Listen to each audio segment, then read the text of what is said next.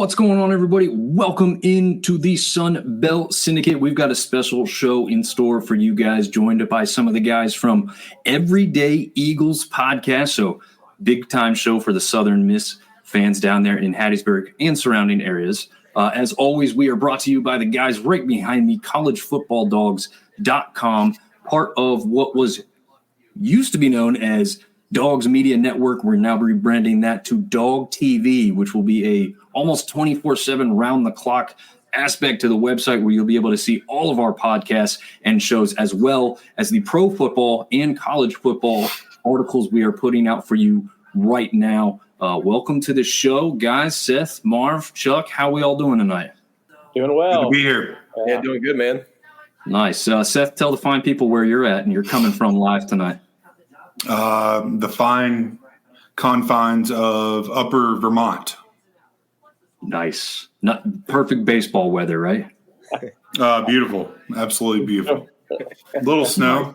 Very nice. So fellas, Artie is back. Artie is our resident Texas State fan. Chuck, for you being on the show tonight for the first time, but he's going to represent Texas State, and he's just a big Sun Belt fan in general as well. He's been on the football show, the basketball show, and he's been jumping on a lot of the baseball shows. So welcome to the show, Artie. Thanks for commenting and participating as always. Marv, did we have some kids baseball practice today? We did. We had a last scrimmage before the Little League season starts, so literally rushing from the field to the podcast. But, yeah. Very nice. Well, Chuck, what was your day like? Let's loop everybody in here. So I work for Gentiva Hospice, so I went and saw some hospice patients and, got ready for tonight. Been excited about this for a while. So very nice. Well, we're excited to have you. We always enjoy the shows where we have a guest. And as we said, or as I put out on the predictions for series last week, the Three Stooges welcome you to the show. Because we'll get to that. But my record is the worst of the worst. So I'm not your baseball guru. I enjoy it. I'm learning more as we go along, and these guys were excited enough to join me in the baseball aspect this year, and we've been trying to check out everybody else's stuff. We know Southern Miss has got an amazing history. We're going to let's just start off with that, Chuck. I mean, You went to school there. Tell us a little bit about your time at Southern Miss and why you're such a big you're a Southern Miss fan in general, I would assume, not just absolutely. Yeah. So I graduated my first time in 2006 and decided I need a second degree. So I went back to Southern Miss and graduated in 2011. Met some of my best friends and, family goes there. It's right up the road. I'm from Purvis, Mississippi, which is about 15 minutes south of Hattiesburg. So just grew up a Southern Miss fan, man. It's been hard. I'm not going to lie. I'm also a Cubby fan, so I'm a glutton for punishment. So whenever we get excited, we get humbled a lot. So I'll just say that. We'll say that. Yeah. Well, I mean, humbled, but the only team from the Sun Belt to reach super regionals last year. So okay, I guess let's start off on that accord. So you've been there, experienced everything. You had a longtime head coach who was a fan favorite, and he calls it quits at the end, and a guy is kept to, I guess you can allude to this, but essentially from what I hear and understand, probably to keep the culture and the current way of doing things going, right? Yeah, absolutely. Southern Miss is a storied baseball program. Hill Denson we've been able to talk to, and I can't remember when Southern Miss baseball started, but we've only had 5 coaches since Southern Miss baseball started. In football, one year we had 3 coaches in a season. So to have 5 baseball coaches for the tenure of Southern Miss, Scott Berry is a phenomenal guy. I don't know if you've ever gotten a chance to talk to him. Great guy to have on the show. I'm sure he would love this. But humble, very appreciative of, he comes from a good program, but he knows that it's the fans that make it. And so on a billboard, we've got tradition of excellence, and then our motto is everything matters. So how you treat the fans, how you treat the kids, how you meet and greet people when you bump into at a local restaurant, all of that matters. Not just what you do on the field, which does matter, and not just what you do in the classroom, which does matter, but how you treat people, that's what keeps these guys coming back. So, and Corky Palmer before him, legendary coach. He retired in 2009. That's the year we won the College World Series. And we thought we were going to get to relive that with Barry announcing his retirement last year. But, and then obviously Coach Oz. I mean, that was a no-brainer. He was probably one of the most pursued pitching coaches in the nation 2 years ago. LSU, Tulane, all these other schools came calling, and he said, no, Southern Miss is where I want to be. And so he held fast, and that's where he is. So very nice. Hey, Seth, can we get that volume turned down even more? It's getting picked up in the background there still. Yeah. Mark, you turn that down just a little bit. We're good. All right. So, Marv, Seth, you guys want to jump in here and ask a question at all real quick? Well, first off, I want to say how excited is everyone to actually be in conference play this week and kind of get away from these maybe not a team that you got a lot of history with or a rivalry with. I'm super excited to really excited to get this thing going. Chuck, so your new head coach was a pitching coach. I'm assuming that's why you guys are one of the best pitching staffs in all of Sunbelt baseball. He was. We call him the Wizard of Oz. The Wizard of Oz. Very good. Hey, man, our arms win at the end of the day. We got some teams that can really stroke it here in the Sunbelt. But once you get into conference play, conference tournament, and regionals, you got to be able to throw the ball. That's when it counts. Do it pretty well. Yeah. Yeah, and I'll tell this story. Nick Sandlin, who plays for the Guardians now, Cleveland Guardians, he was our closer when Ostrander came in. And we opened up the next season a homestand with Mississippi State, which we hadn't done in forever. And a buddy texted me and said, guess what? I said, what? He said, Nick Sandlin's starting Friday night. I'm like, our closer's not starting Friday night. You're lying to me. Sure enough, come Friday when they announced the lineup, Nick Sandlin was starting pitcher. And I'm like, this guy doesn't know a thing about pitch. Our closer's going to be their start. Well, like, what is? And the rest is history. I've never doubted him since. So he knows more than I do about baseball. So well, we've got our first Southern Miss fan jumping on the podcast. What's up, Carol Dean? I got a question for Seth and Marv. Do you guys understand the SMTTT? That was my next question. So it means Southern Miss, something. To the top. To the top. Got it. Which Chuck, maybe you know this. I can't. I'm going blank. There's another team in the Sun Belt that's trying to use that. I think it's a women's. Is it women's? It might even be App State women's basketball team or something. I have no idea. That's the first I've heard of it. Chuck, I want to switch gears on you. Everybody likes to take all that. Yeah. I want to switch gears away from baseball. How is it? How does it feel to have the second most famous football stadium nicknamed the Rock in the Sun Belt? I think ours was here first, but there's no place like the Rock. So I will agree with that blanket statement. Blanket. It's funny. I did some digging a little bit. I mean, not like overarching massive dig, but the fact that ours is called the Rock and yours is called the Rock, and they're like totally different reasonings behind them, is kind of fascinating. So obviously, with apps being in the mountain, they had to dig out. I mean, it kind of makes sense why they nicknamed it the Rock, right? Right. Your guys' is also a very cool story in that regard, though, because the players and the program literally built it with friggin' rocks and stones like themselves. So I have to respect the reasoning behind the name, even if I don't agree with the one who's the real Rock. Right. And they even lived in it. There's some of the old dorms are under, I think it's the east side. But yeah, so they lived there too. So they, spend a lot of time there. And it kind of looks like the Rock. They called it that too. There were multiple reasons. So I remember this game, and once again, we'll talk football for a second. And this is a question for Dominic and Seth. The first time when App was transitioning from 1AA to FBS, we played Southern Miss at Southern Miss. Can anyone tell me the freshman quarterback that got the start that night and went on one of the best runs ever in App State history? What year was it? Taylor Lamb. Who? Taylor Lamb. Tweetsy Taylor. Yep. We, if I'm not mistaken, we went for a 2-point conversion and ended up losing the game on that. But I remember watching that game and was like, man, why is Satterfield starting this freshman quarterback? And turned out pretty well. Wasn't there a famous hurricane game Southern Miss didn't make it to? That is correct. Yeah.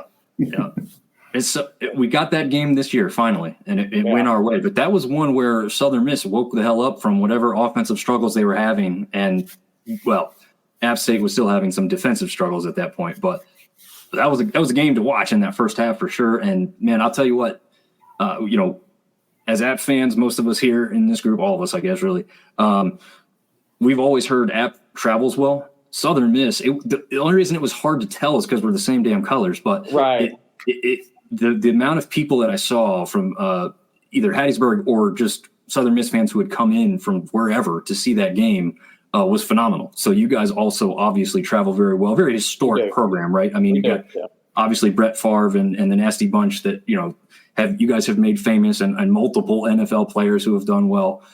So that's cool. Along with obviously the baseball aspect. Getting back to that a little bit, Artie has a great question here I want to get back to. Chuck, were you happy with the move to the Sun Belt, and do you think it's been a positive for Southern Miss? Oh, without a doubt. Like, Conference USA was a good baseball program then, but Sun Belt is 10 times better than Conference USA, in my opinion, as far as baseball, especially softball too. So yeah, to me it was a no-brainer, and it breeds more rivalries because they're so close, and we've saved so much money, which we needed to do just on travel expenses alone. So it was a no-brainer. Jeremy McLean and the rest of the athletic department did a home run. Awesome. Yeah, I agree for everybody. The only one that I really questioned when they moved in was ODU. And I think it's just because not a whole lot of people have history with them. Although, funny enough, you guys actually have a decent amount because of Conference USA. So it kind of made sense in that regard, even though it's now, at least for football, kind of an East-West setup for you guys to interact much. On that same kind of accord, dealing with Artie's question, I recently had an interaction, I think it was even today, on Twitter where, there's 5 teams in some mid-major baseball poll. I hate that phrase. Yeah, I tried to argue that the mid-major moniker, it exists. It has to exist in some regards, right? There has to be some kind of separation of church and state when you got these P5s that can do all these things, and we just, pretty much can't do them. However, when it comes to talent on the field, if you go look at any kind of recent history, I feel like the Sun Belt is better positioned and better in the long run right now in baseball than the Big Ten is. I think the Big Ten's going down. You've got Big Ten teams that Big Ten schools that don't even sponsor baseball at this point. I think Wisconsin, Syracuse isn't in the Big Ten. They're ACC. Or are they? Yeah, ACC, you're right. Yeah. But regardless, you've got teams up north that don't really, I don't know, they don't do it for a lot of people in baseball. And I went back and looked for the last Big Ten national championship in baseball. I won't make anybody guess because I just don't think anyone's going to get it. But it was in 1966. Now, they have 10 but before and up to 1966. So they have a lot. But they haven't had anything recently. You've got Coastal, who won one recently. You've got Southern Miss, who has performed in the postseason very admirably for years, and that's across 2 different conferences here lately with Conference USA and now in the Sun Belt. And you've got teams that are nationally ranked or right outside the national ranking right now for the Sun Belt after, a couple head-to-head matchups with the Big Ten just this week, which we'll get into here in a little bit. But, I mean, Chuck, what's your thought process on all that? I guess that's a lot to take in, but, So what question are you asking? I guess I'm sorry. I asked 16 of them. You couldn't remember all of them? I mean, which one do you want me to? I guess the focus really for me is especially for Southern Miss fans. Yeah. You obviously don't think of yourself as some minor. We're the small guys here when it comes to baseball. Do you think the conference as itself is kind of in that same accord, or where do you think we fall, and where do you expect us to kind of get to, I guess? 100%, and not just in baseball, in my opinion. I think if, football continues to dominate as well as it did last year or the year before, I think football could be a Power 5 school, in my opinion, as well. And y'all may, there may be some people out there laughing. But I always point out to, the SEC fans, whenever they go looking for coaches, do they go hire from other SEC schools? No, they don't. They come to Sun Belt and take our coaches, or they come to, somewhere else. They come to these mid majors and take our coaches, and they come after our players a lot. Oh yeah.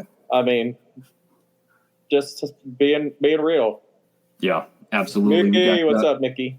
Yeah, Mickey. Thanks for joining in the show. So he's saying, so glad we moved to the Sun Belt again, guys. Southern Miss to the top. To the top. Just in case either of you guys forgot. Hey, Chuck, I've got a real quick question before we jump into all this stuff. No, yeah. 2 years into the belt, and I don't know Southern Miss's past baseball history, but if you had to say that one team in the belt right now is like your baseball rival, the series that you look forward to the most, who is that? The Cajuns, the Raging Cajuns. I mean, just there's some animosity there. We love to hate the Cajuns, and they love to hate us. But we all come together and hate La Tech. So but they're I don't know, the Raging Review, great podcast for the Cajuns. Check it out if you've never listened. But there's some really good guys, and we own the Cajuns most of the time, in football and in baseball and in basketball. So we're their Achilles heel. So that's why I guess I like playing them so much. Fair enough. Good answer. Yeah. That does make sense. Look, I love this. So I just shared this in a few Southern Miss groups before we got rolling. I put the thing out a couple days ago to kind of stir up some idea that this show is happening. And they are blowing up the comment section like they've never blown it up before. And obviously a large part of that is because Chuck's sitting here on the show. And I'm sure he's got a good following where people are coming to follow him. But we've got a comment from Twitter from Darius Garland. Sunbelt is so clear of Conference USA. Also shouting out the call, the call sign, the hashtag. I mean, it's everything for you guys, I guess, now, right? Yes. We're so glad to be away from Conference USA. Nice. Yeah, I'm gonna throw this thing on stage and see if we can move some people around here, or something. Y'all so fancy. I lost one. Here, we'll go back to this. Marv. That way, when the other guys jump in, we've got 2 spots left for them over there. So it's going to look a little weird, but if we get 1 or 2 more jumping in here from the Everyday Eagles, we'll throw them up on screen. We are dubbing this show the Golden Hour. I like that. I can't promise it is going to be an hour, less than an hour, over an hour, but I would say typically we're going just around an hour or so. So strap in, everybody. We're going to start rolling through. And first up, obviously, the midweek scores. Chuck, we'll start off with you guys. You had a very close one against Mississippi State. I know that's a big one y'all really want, trying to earn the respect down there in the media. Obviously, I don't know how much, again, other people read into this, but obviously being very involved with the whole Sunbelt as I try to be, I see that the media in Mississippi is not all that kind to Southern Miss for whatever reason. I'll let you expand on that as you talk about this game as well. Well, I call it SEC privilege. They don't have to do anything to be good. They're good just by being in the conference. Even if they're 0-12, they're still better than 95% of the other teams out there. I mean, that's just how it is. It's called SEC privilege. But Southern Miss lost that game. I mean, hands down, Mississippi State played better than Southern Miss that night. I think we scored 4 runs in the first inning, and I think we got 3 hits the remaining 7 or 8. So it just hands down to Mississippi State. I give them props, but I do want to say, and I wish I could find the clip, and if I can find it, I'll send it to you. But Billy Butler got interviewed. Yes. And did you see that? And I did. I love it because they say that stuff about us all the time. We're their World Series. They were so excited to win against us. They all celebrated. So Billy Butler turned it around. I was like, beating a team like us is like winning a World Series for them. Nice. It was great. Was Butler was he one of the transfers? Yeah, he's a Rhode Island transfer. Yeah, I love that even more. So he's come in, he's immediately immersed in the culture enough to know, like, I got to say something. Like, and I don't care if it rattles cages. Like, this is how this team performs. He's probably one of the most well-liked players now, for sure. Oh, yeah. I saw a picture, and maybe you know who it is. There was some woman that took a picture with him at some point, either before that comment or after that game, or maybe it was a game before. But she was alluding to how much she loves them already. And I would just assume that it's some kind of donor or well-known fan Probably. of Southern Miss. Yeah. Because it was, it popped up on my feed. So, and I don't, at that point, I didn't know who Billy Butler was just yet.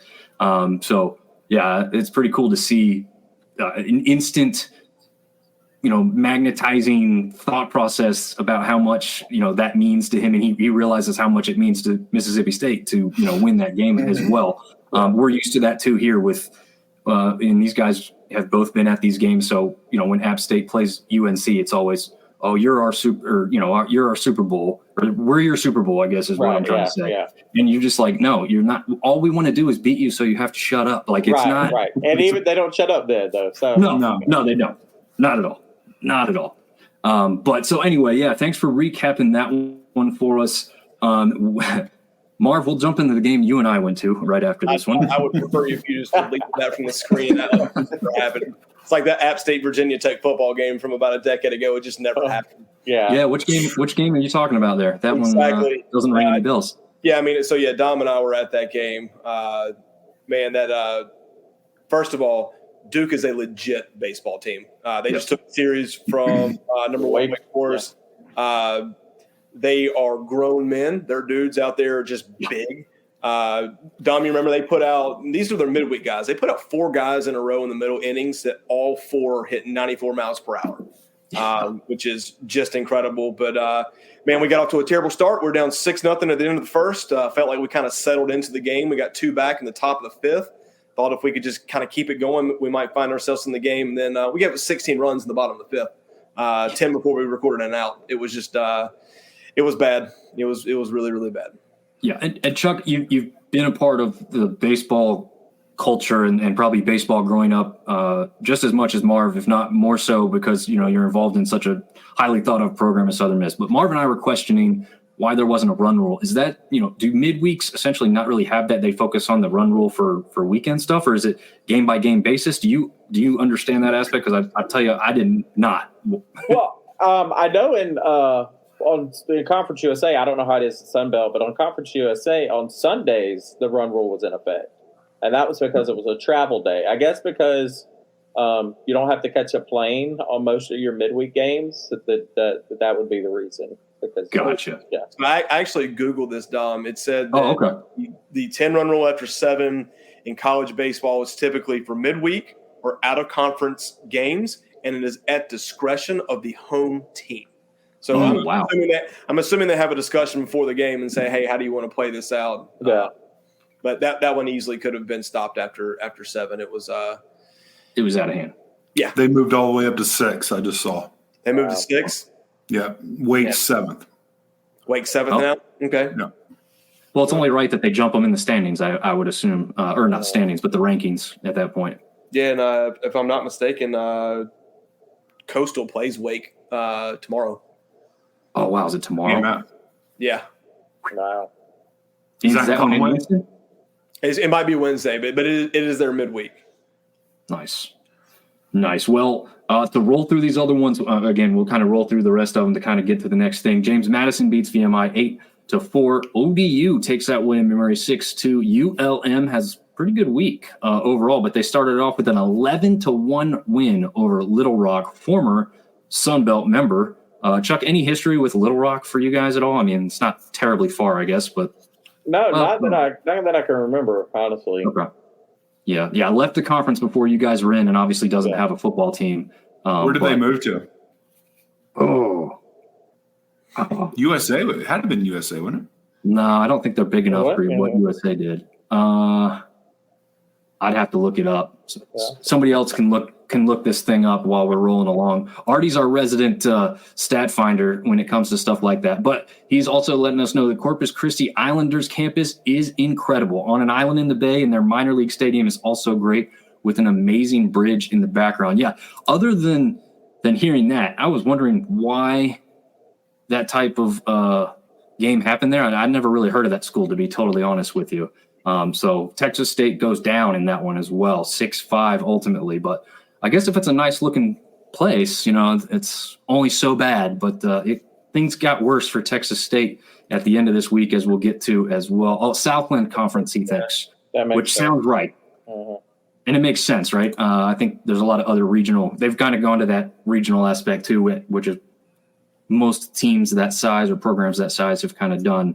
Murray State jumps up and beats Arkansas State 12-7, and a little bit of a surprise from what I would have assumed would have happened in that one. Coastal Carolina takes care of Upstate, although I don't know how many of you other guys were checking in on that score. That was the other way around early on. It looked like Coastal might have shot themselves in the foot a little bit there. Obviously, they turn it around. Georgia takes down Georgia Southern 7-2.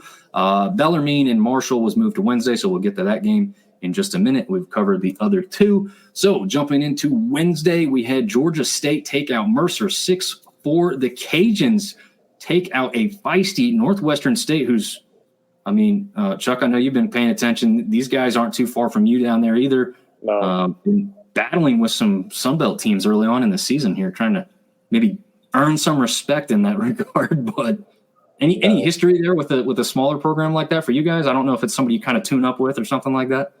No, I think the not the team that the Cajuns played. No. Okay. Yeah, it's a Northwestern State up in the obviously northwestern region of Louisiana, so it's not a dead giveaway with their thing. They're obviously the Demons, which I think is kind of a cool looking logo, but doesn't tell anything about. We played Southeastern a lot, but I can't remember. Lions. Yeah, I can't remember playing Northwestern State. If we have, it's been a minute. Yeah, and I feel like it's one of those schools that may have changed names over the years too. I can't really remember off the top of my head. Some of those smaller schools kind of change names, thinking it's going to do them some brand favoritism or something, I guess. I don't know. Richmond was supposed to match up with James Madison, but that one was postponed due to some weather, which obviously affected some of the weekend stuff as well. Coastal goes back-to-back, beats Upstate. South Carolina Upstate, a little bit easier in this matchup, 9-2. Troy hangs right in there with Alabama. What are your thoughts on the Troy program, Chuck? I mean, they've been kind of coming up here lately, and they've got some run support. Troy's got a good baseball team. I think their offense is killer. I'm not looking forward to playing Troy in anything. I don't like Troy. I ain't playing Troy in anything. Yeah, I think that's a great heated rivalry that's only gonna become better. Take off. Mm-hmm. Yeah, I think so too. So they just get tripped up there at Alabama. The Herd take down Bellarmine 10-2. So not too close in that one, but I don't think that's a team they should have struggled with anyways. In New Orleans, who seems to match up with everybody in the Sun Belt at some point in baseball season, takes out South Alabama 7-5. What's the history like between you guys and South Alabama as well, Chuck? I mean, I was going to say too bad both of them couldn't lose. South Alabama's another Troy, in my opinion. South Alabama, they have this way of just picking at you. You know what I'm saying? Like, not in a good way. Like, I hate playing South. I hate going to South Alabama. Our bowl game 2 years ago was at South Alabama. And I'm like, why? I mean, like, why? Was that in the new stadium, or was that Lad Peebles at that point? No, that was the new stadium. Yeah. Okay. Stadium. Well, at least you got to go to a new stadium. I heard it's nice. It is very nice. It's a very nice stadium. Very nice. And then UNO, we play UNO probably 3 or 4 times a season. So they're not a bad baseball team. They're not. No, they're not. No, not at all. Artie is letting us know it is a newer logo for Northwestern. So that maybe they didn't change names, but they've gone to this different logo, which is it's I'm going in here and reshaping these logos for these score updates, and it's like one of the weirdest ones because it's just like it's kind of like the Troy logo actually. It's like tall and skinny with everything else is more of a boxy type of look. It's just kind of a weird one there, but. Getting into the weekend games, we'll just go team by team here, Chuck. That's how we usually roll. Okay. Anything you want to shout out or jump in with, absolutely do it. We are not opposed to anything like that. We'll start off with our boys here as App State traveled on the road, as they do with almost every early season game because of the weather up in Boone at this time of year, to take on Winthrop. One of the games was canceled, so they ultimately go 1-1, lose the first one 9-6, but they hammer them in the second one 16-1, which actually would have been the third game when you look at it. But anyway, they only play a 2-game set because of the weather, and they just split it. Seth, Marv, thoughts on this one with App State and Winthrop? I don't have a name for Winthrop's pitcher, but their Friday guy. But He was good. Yeah, he's a stud. He had was it 20 strikeouts earlier in the year? Something crazy like that. That's what Austin told us against Maine. He struck out 20. Yeah. So, but they were in that. They had 4 home runs in that game, correct? They did.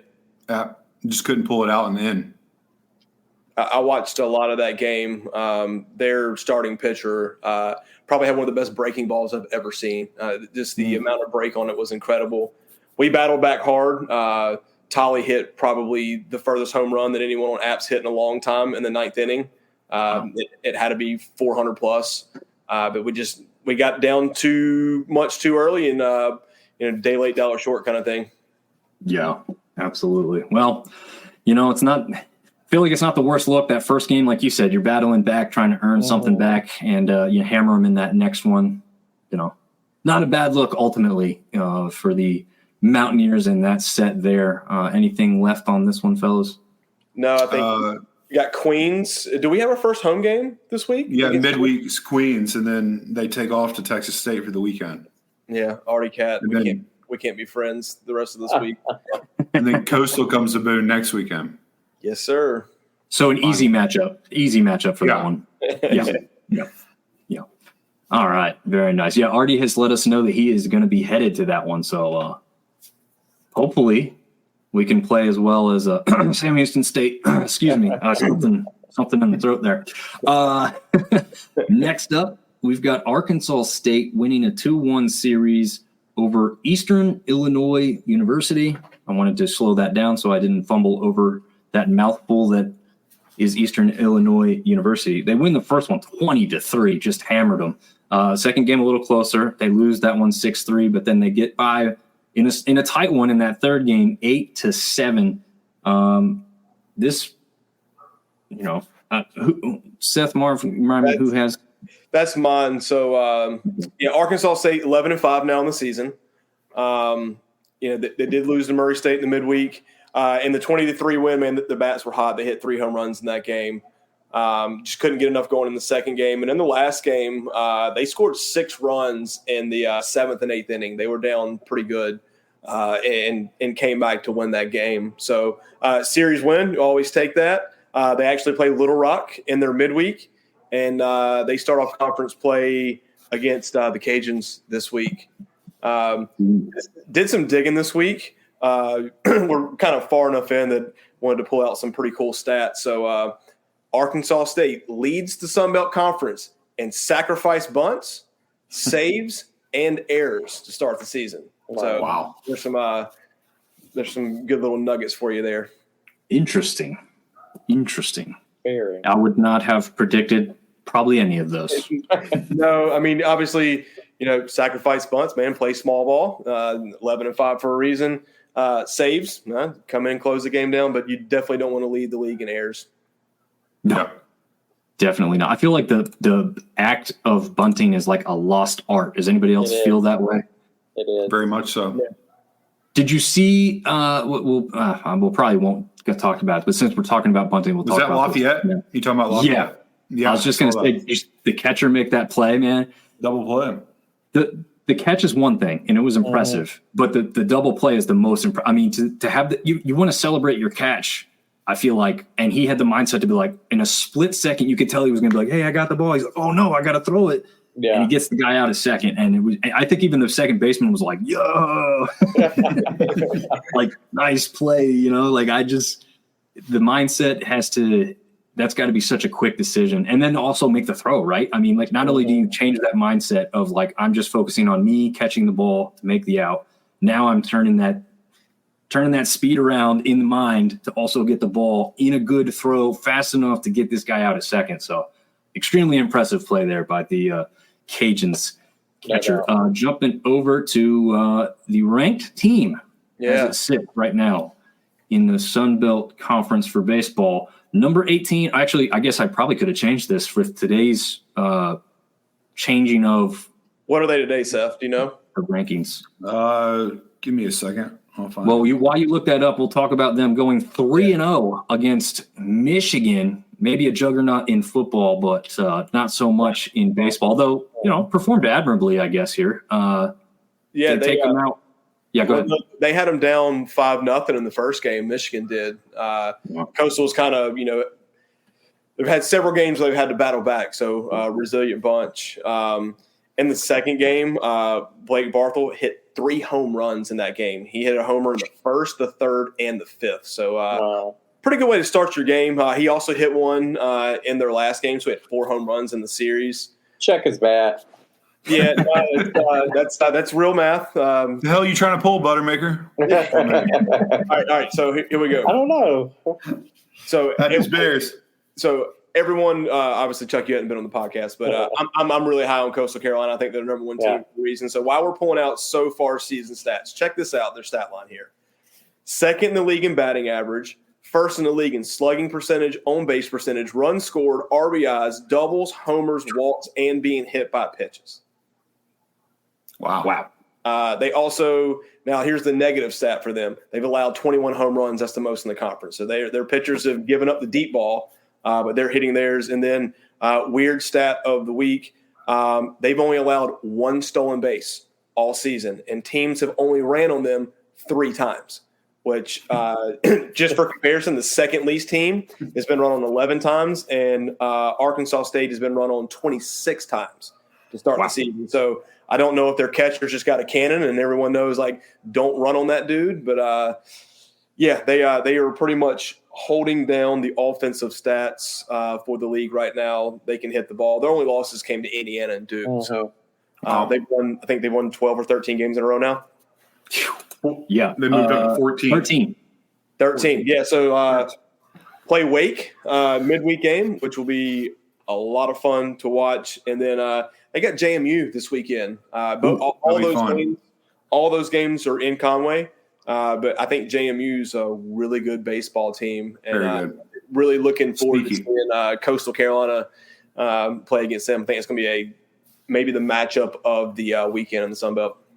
Yeah, I'd say so. I think we'll probably be predicting that one. Michigan must not have a baseball film crew or assistant coaches in the dugouts. That's Artie's comment. So nice little jab there when it comes to the scandal or non-scandal, as the NCAA seem to deem it, apparently.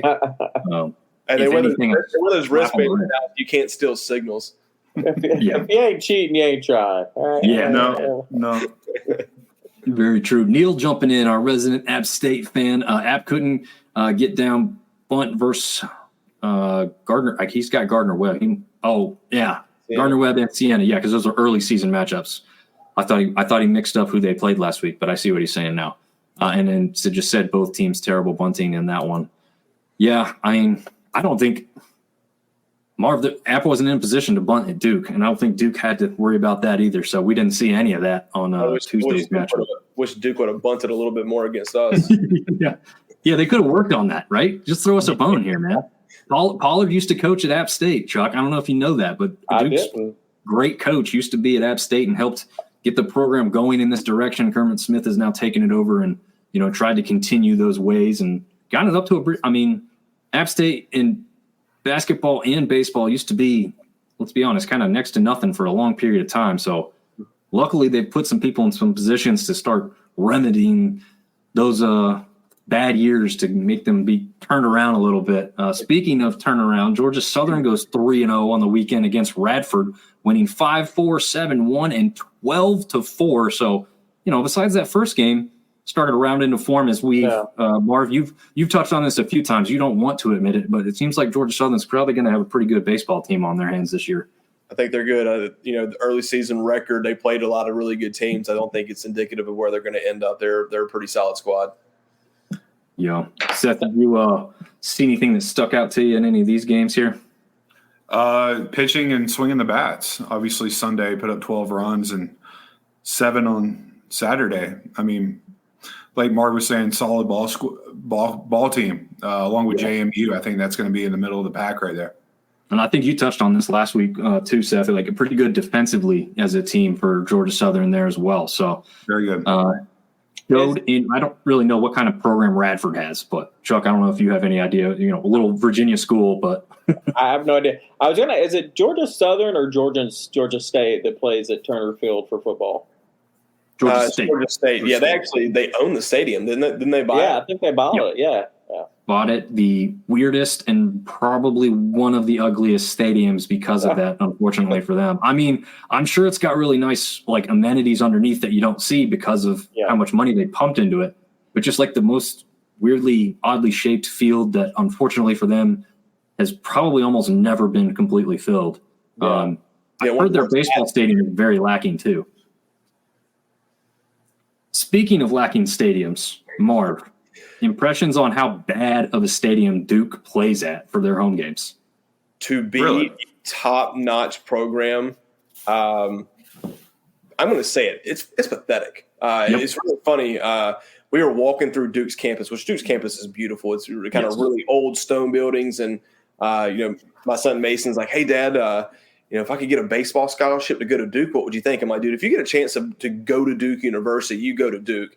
Yeah. Then we got there to the stadium, and I was like, "Son, if you're good enough to get a scholarship here, go play somewhere else. This place is I mean, the stands are old. There's no bathrooms. They're all porta potties. There's no concessions. There's no atmosphere. There's more App fans there than Duke fans. Wow. It was super disappointing seeing the quality product they put on the field. To have those amenities and that support was really, really disappointing. I was with the amount of money. It's like they had, and I told one of the dads because I was walking in with one of the guys who ended up pitching that night. I'm going blank on his name. Tuttle. Tuthill. No, one Tuthill. Tragic. Gosh, I'm butchering his name. I know. I didn't want to say it too much because I was going to butcher it too. If you want to look that up while I talk about this, but I was walking in with his father and talking to him. He had driven up from South Carolina and says he pretty much drives to any game that's like, he can make it to see his son play, which he did pitch against Duke. But they had like 16 dudes mulching the whole area. It's one of those campuses where like if a brick's out of spot, there's somebody putting it back immediately. And then you get to their baseball stadium, as Marv alluded to, no bath. It's not like I thought maybe like, oh, they're renovating the bathrooms and that's why the portrait. No bathrooms. It didn't seem like they had running water over there. The concessions, like Marv said, there was no like solid place for them to be. They rolled carts of stuff in and put tailgate tents over it. And they just had one little line for concessions. The backstop stands behind the backstop are almost just there. They don't go around at all. It's just kind of straight back from home plate. And it's not even like a nice elevation. It's a really slow slope.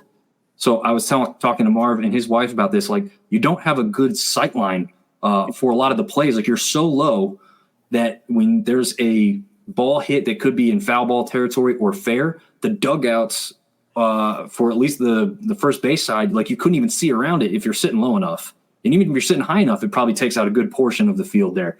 Anyway, it's just shocking. And this is, again, another reason why I don't think that the mid-major moniker for the Sun Belt should exist when you've got places like the Pate, which is like a cathedral for baseball. You've got places like Coastal Carolina, which are beautiful and like a massive stadium around it. Obviously, winning a national championship somewhat recently helps that a lot. But even App State's digs, and Seth can speak to this because he's been up there multiple times. It seems like App State has actually got a pretty good baseball field, especially for a school that hasn't had a massive amount of success in the sport. So I hate the fact that we keep hearing these mid-major stuff when it comes to baseball, when the areas and the people that live in these areas love and live the sport so much more than, the massive amount of Big Ten that care only about football and basketball. So, Seth, do you want to talk on anything, with App Stadium before we move on, since we're just kind of on that subject right now? I'm still a little butthurt that I'm going to have to pay $5 every game this year just to park. But no, it's the most beautiful place minus the football stadium on campus, man. I wish the stands are just directly behind home plate. There's nothing, I'd like to see. It's kind of landscape down the first baseline, but I'd like to see some stand, some outfield. You feel like you're almost convened to one area at the stadium. Gotcha. But the field in general is the most beautiful place. It's got to be the most beautiful backdrop in the Sun Belt. But you kind of feel like you're sitting, everybody together right behind home plate. I wish it was a little bit more spread out, but the field in general is absolutely gorgeous. Yeah, definitely with those drone shots in fall, definitely the most gorgeous it can be at that point. Artie says, wow, just assumed it would be a nice stadium. It's Duke. Yeah, I think Marv and I both thought the same thing walking in. It was going to be beautiful. And like as soon as I walked up, I was like, I will say this too, for all the people that said something about Duke and thought process is like the basketball stadium is historic, but it also isn't really that nice, right? It's like the atmosphere. That's what the selling point is. The scoreboard hanging from the roof is way older than most of the Sunbelt ones, I bet. Like it's not nice necessarily. They have this like aspect where apparently you can't drink inside their basketball arena like you can in I guess some others. But they have this really nice area that's kind of attached to the stadium, but it's not within the stadium. That is super nice with like tons of trophies and history. Anyway, we're talking too much about Duke. But anyway, that was just kind of where I wanted to take that to drive home that mid-major power program or conference thought process that we've seen and talked about earlier tonight. And Crystal was saying, what do you guys think? What do you guys besides Chuck think about Southern Miss joining the Sun Belt? I love it. And that's one of the reasons that I think – well, one of the reasons I do love it is I think the Sun Belt needed more fan bases who cared a lot more than what we had. There was a few of them, but now there's a lot more. I mean, Southern Miss fans are everywhere. As soon as they joined, all I saw was SMTTT, and it took me a couple days to figure out what it was. I was like, what is this? They are everywhere. They're swarming everything, telling you they're going to take over. They're coming for the top, like everything. And that's what makes this stuff fun. So I think, for me, that I love it for the fact that there's just more people that care strongly about their sports programs. So, hey, Chuck, I got to ask: is the Southern Miss baseball field supported by Brett Favre money? Too soon. No. That's volleyball. To answer the commenter's question, we're still pretty new as App fans to the Sun Belt. We're not the most tenured folks either. When we did the last round of expansion, I mean, the conference got significantly better. Point blank period. When you add in Marshall, ODU, James Madison, and Southern Miss. So, yeah, I'm extremely happy with the additions. I think kind of, Chuck, like you alluded to, besides just baseball, which we've got a top 4 baseball conference, we're the premier group of 5 football conference, bar none. Basketball wasn't bad this year. I mean, App had a good run. I don't know if y'all saw it, but JMU just won the championship that kind of blew Arkansas State out. Troy had a really good basketball team. So, this conference just keeps getting better. Yeah. And Chuck, you can speak to this real quick. Speaking of basketball, I touched on it. Southern Miss coming into the season, one of the heavy favorites to be back where they were last year as they won the regular season title. You guys were just decimated by injuries before the season even started. I mean, yeah. First, shout out to Crystal Beatty. Thanks for asking that question, Beatty. She's a nurse. She actually gave me my first hospice job. So, nice. A lot. Yeah. But yeah, I mean, injury bug was all over Reed Green Coliseum. I mean, even our coach was out a month from having a heart attack. Yeah. So Neftali Alvarez, that dude is a beast on the court and off the court. I think that was a big missing piece. And you had a bunch of other players that were just injured throughout the year. If we'd have had a strong 5, it would have been a different story. If all 5 of them could have been healthy, it'd have been a different story. Yeah. Hey, Chuck, something I wanted to ask earlier. Yeah. And I completely just switching gears all over the place here. Were you at the super regional last year? I was, yes. Cool. What was that atmosphere like? It was absolutely great the first game, but the last 2 games sucked. No, but the atmosphere at Pate Park is phenomenal. Like when we got the super regional over Tennessee, obviously Twitter war started. And Tennessee was like, why would we want to come to that little stadium? And so we started tweeting our seating capacity versus their seating capacity, and we won by like 5. Like we could fit like 500-600 more people in our stadium than they can. And so then they switched to, y'all don't even have an Applebee's. Yes, I remember the Applebee argument. Yeah. And we're like, that's what, so like the first time they played Fancy Like, the entire place just went crazy, started dancing, singing, and we obviously won the first game and lost the last two. But that second game with Tanner Hall, if you'd have told me that Southern Miss was winning with Tanner Hall on the mound 4-0, 5-0, and like the 6th or 7th inning, I'd have betted my entire life savings that we were going to the World Series. But the wheels just fell off and we just couldn't finish. So we'll see what happens this year. Yeah, I think. But yeah, if y'all ever get to come to Hattiesburg, come to your baseball season, and I'll make sure y'all get, because we this is the third year we've sold out of tickets. There's a huge waiting list for tickets to baseball. If you don't have season tickets or know somebody that has season tickets, then there's a good chance you're not getting in. Now, when Dominic buys us the van, we can make a tour. We're going to Louisiana too. There you go, man. Hey, come on, yeah. Zoom. I'm just made of money, apparently. But I'll get you tickets for free. Don't worry about those. All right. And I'll buy you a burger. Just so. Hey, guess what? That's one more burger than Duke lets you supply at their home games. So one last dig at the private school Duke. Neil says Duke should play at Durham Bulls. That's nice. Their field is dumb. Yes. And Marv and I did go to the App State Duke game that was at Durham Bulls. Nice, very nice minor league ballpark right in downtown Durham. Marv and I both were hoping it was going to be there this year, and unfortunately they switched it back. I guess it was only there last year, Marv. I guess our understanding is because they were renovating the field. They were renovating the turf. They darn sure didn't renovate anything else at that dump. Yeah, that's true. They might have made the rest of it worse, but they got a nice turf field there. So got a nice turf. You don't like turf, Chuck? Is that what you said? Oh no, I love turf. It rained a lot here last weekend, but we were able to play, a couple hours after it stopped. So, well, I was going to ask you that because, I would assume most Southern Miss fans or most like real Southern fans, just as a region in general, would not favor the turf because like it goes against like what they grew up with and what they know for baseball. Is there a thought process that you've heard from fans down there that, love it, hate it, or is it a little indifferent across the board? Well, when the baseball, Scott Berry first announced that we were switching to turf, we had just lost the regional. We had hosted the regional, and Mississippi State had beat us. And, it was just – you could see water splashing up as they were running on the real field. It was just a horrible drainage system.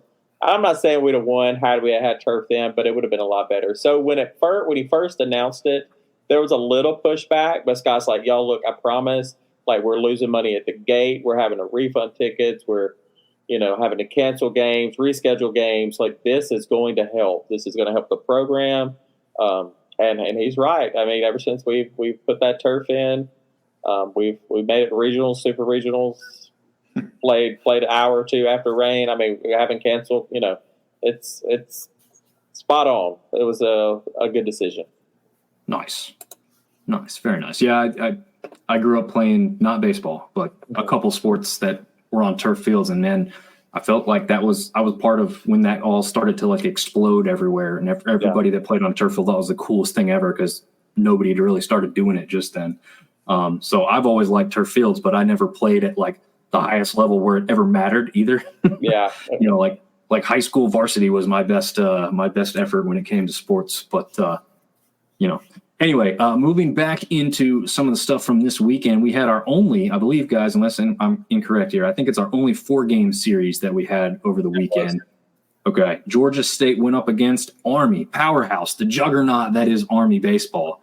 They won the first 2 games, but then dropped the last 2. It looked like Georgia State at that point, I guess, let me see, they had won. Oh gosh, I don't know how many it was in a row. It was like 4 or 5 in a row, I think, right? Yeah, they're 8-8 now. I don't think these games were televised. I can't recall seeing them. I try to peek in at every opportunity I can get. Man, I don't want to sound rude, but as we start to really get a pecking order of Sunbelt baseball, Georgia State baseball is just not fun. And there's not really a lot going on there. Since I'm doing the stat thing tonight. Interesting stat: Georgia State leads the Sun Belt in balks. Wow! There you go. Random Digging stat. deep for that one, Marv. Marv coming off the rafters, man. Man, I felt like there was enough sample size of games to really start looking at, who was doing what in the belt. And so I tried to look for every team that was like the best or worst or something. And yeah, that more bulks. But no, I mean, I couldn't see anything. I kind of looked through the box scores and the recaps of the games. Nothing really super important to report there. 2-2 against an Army team that's just a decent program. They've got South Carolina in their midweek, and then South Alabama to open. And besides Southern Miss, I think South Alabama's got the best arms in the belt. So I don't see this week going very well for Georgia State. Man, fellas, I'm ready. I'm ready for conference baseball. Yeah. 4 days. By the way, 4 days. By the way, all 3 Georgia State fans are going to be very unhappy that you took that dig at them, Marv. Listen, I'm gonna stay quiet. Yeah. We had to get that dig in there. I don't know. I like the guys from State of Atlanta for the podcast. I don't know if anybody else has listened to them. They don't always stay on topic, and that's kind of what I like about them when I listen to those guys. They love to they also crap on their own program sometimes because it's kind of true, right? They care. They're trying to get more people to care, but it's just a fact of the matter. Not that many people care. But hopefully at some point Georgia State, becomes a little bit better across the scale in all sports so that we can talk about them and interact with their fan base more, right? They've got the best athletic director in the conference, right? Yeah, something like that. Oh yeah. Took me a minute. For those of you unaware, he used to be at App State. So okay, I just smiled and nodded. Like, yeah. I mean, what guy's leaving App State for Georgia State for a better job? But man, how lucky did App get when he left? Oh God, yeah, they hit the jackpot. Yeah, Gillen's far superior to Cobb. Yeah, absolutely. Tim Shanks is saying, "Can we please use South Al instead of South Alabama?" I'm going to assume he's not a South Alabama fan because he said that. Not, yeah, he's a Southern Miss. He might be a Southern Miss fan. If you've ever watched a Southern Miss game, chances are you've heard him on TV or radio. Oh, very nice. Very super nice. loud. Yeah, but yeah, South Alabama hates when you call him South Al. I don't understand that. I think it's like cool to say it's shorthanded. I don't know. They don't like it. I guess though, I didn't grow up with this, so it doesn't really make me as mad as other people. I'm not sure if it affects Marv and Seth as much, but Marshall and James used to call Appy State or Appy, and App fans hate that. I'm like, I don't know. I mean, I don't love it, but it doesn't really bother me either. But I'll give Tim Shanks a plug here. He's a faithful listener, a good friend. Probably one of the biggest women's basketball fans you'll ever meet. Okay. Yeah. Like across the board or specific to Southern Miss? He loves it across the board, but he is Southern Miss at heart, but he loves it across the board. What are his thoughts on Caitlin Clark? All right, Dirty, what you think about – we call him Dirty. Dirty, what you think about Caitlin Clark? Nice. Yeah, because I just tuned into the championship game this weekend where she helped her team barely get by Nebraska to win that Big Ten championship. I'm not necessarily the biggest women's basketball fan, but I enjoy something that's going to capture my attention. So as he may be, he's saying amazing with a bunch of exclamation points. She really is. I mean, I will watch basketball when she's on TV. I mean, that's bottom line. That there's not many other programs that are going to cause me to do that. So, and I don't know if you notice his picture in that comment. Let's see. Forever 44. Yeah, so that Corky Palmer was number 44, and he passed away last year. So we have 44 painted on our field. Nice. So that's what that's for. That's nice. Yeah, thanks for pointing that out because that did did not hit me like that. So thanks for mentioning that as well.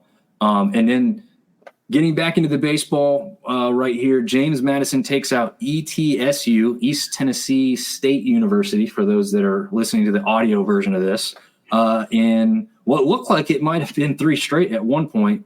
They do drop the last one 7-6. This is a team that also faced App State not too long ago. I think App I don't know, Marv, if you remember this one off the top of your head, did they win that one like 9-6 or something like that? 9-5, something like that. Yeah, and I mean, listen, East Tennessee's a pretty solid squad.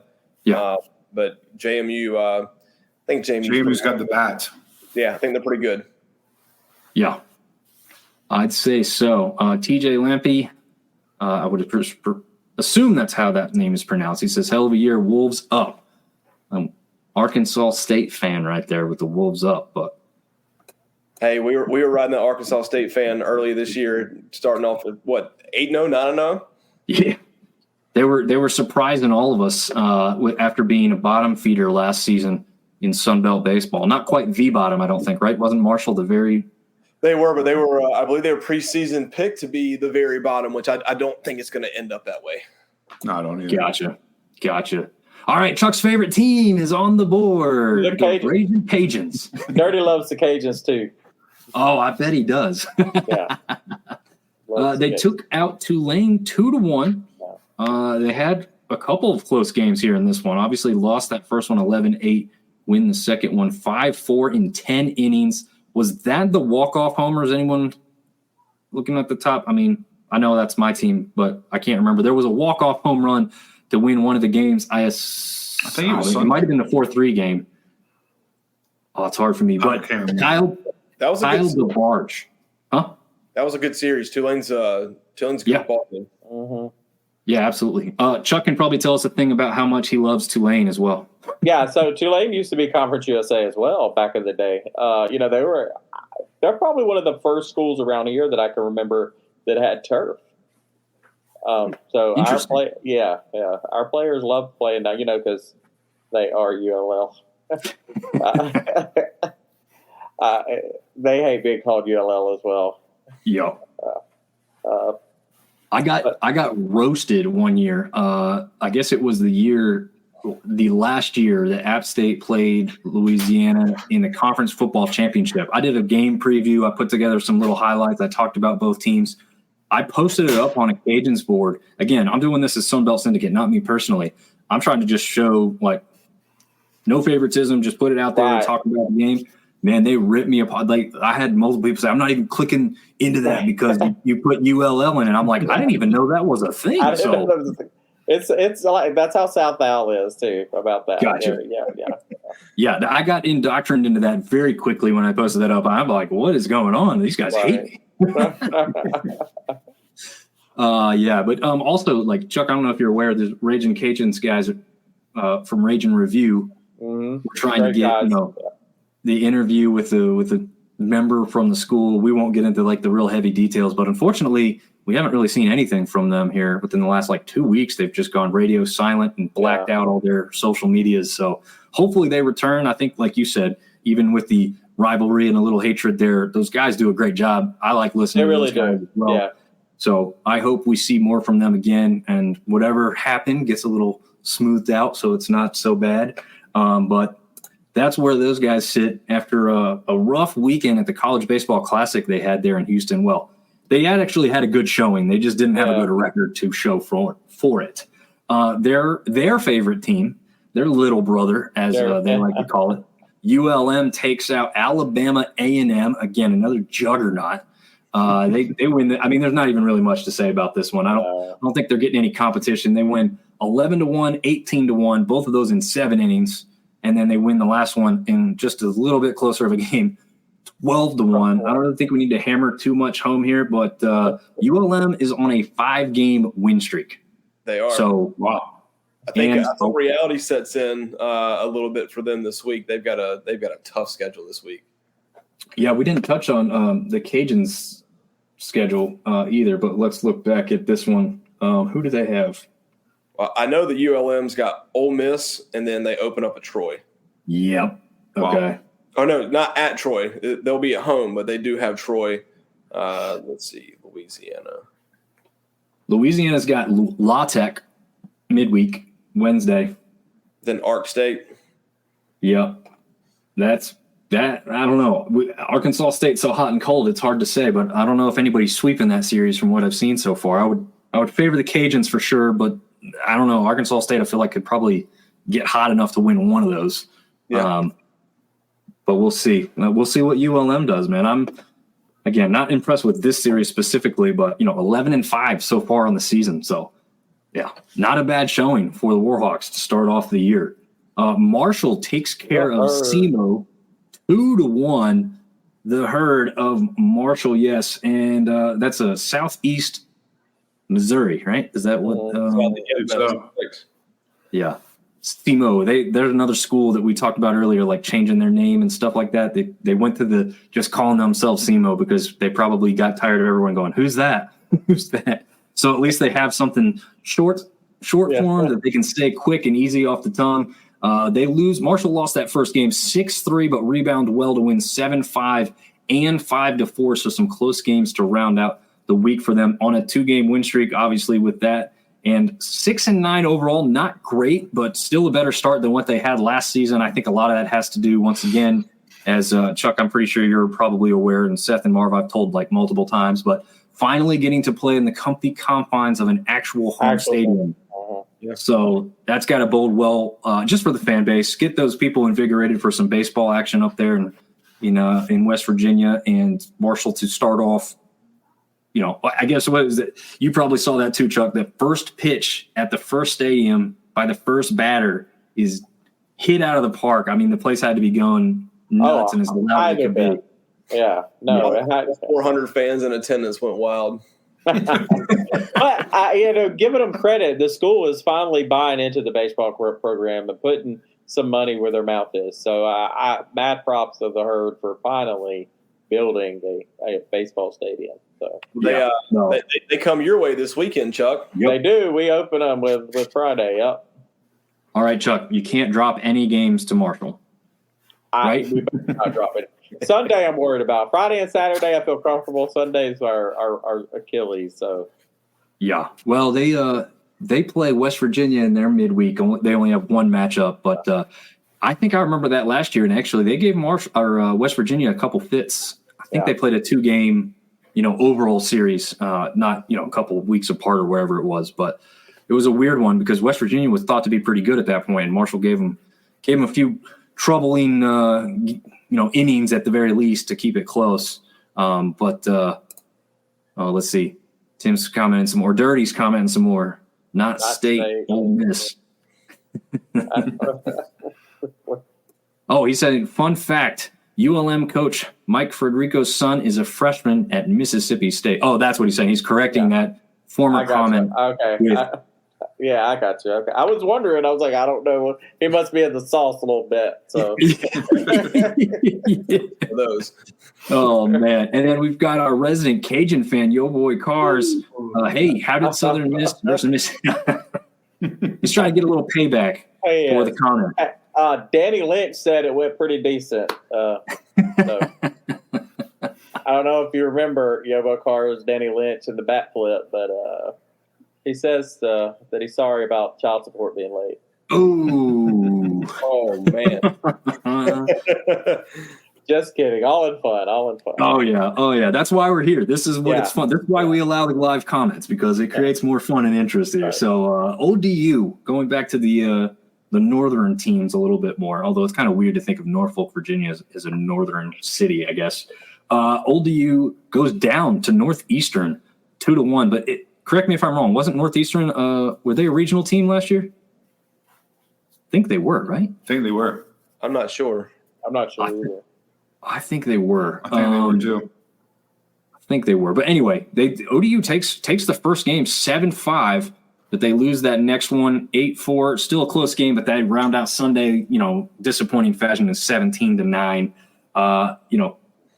9-6 overall for ODU. I don't have a ton of statistics to back up a whole lot of stuff here, to be honest with you. But they can get the bats going. What did I say last time? They've got they had 100 home runs last year or something. They were in the top 15 or 20 in the nation for home runs, which was weird because their record also overall was very good last year. Like you're thinking, if you're just looking at their overall record, that they may be just outside NCAA berth, but then you looked at their conference record, it was like 500 or just below. It was not good. Wow.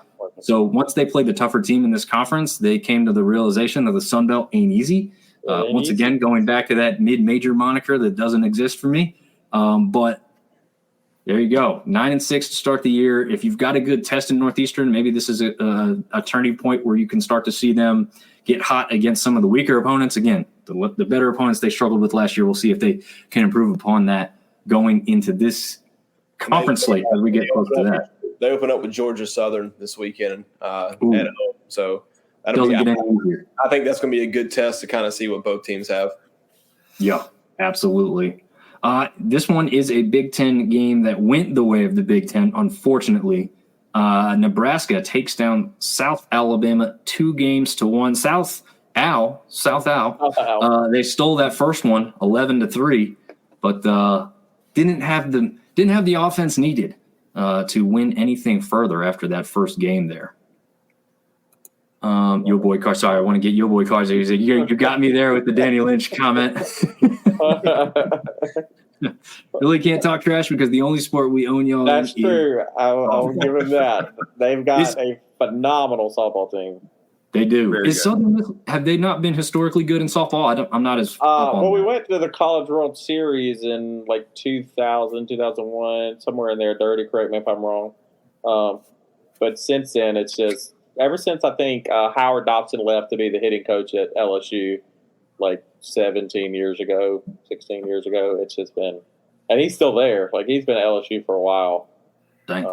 So we've had probably 5 or 6 coaches, 7 coaches between that time. So wow. Wendy Hogue was probably my favorite, but she took an athletic director position. So okay.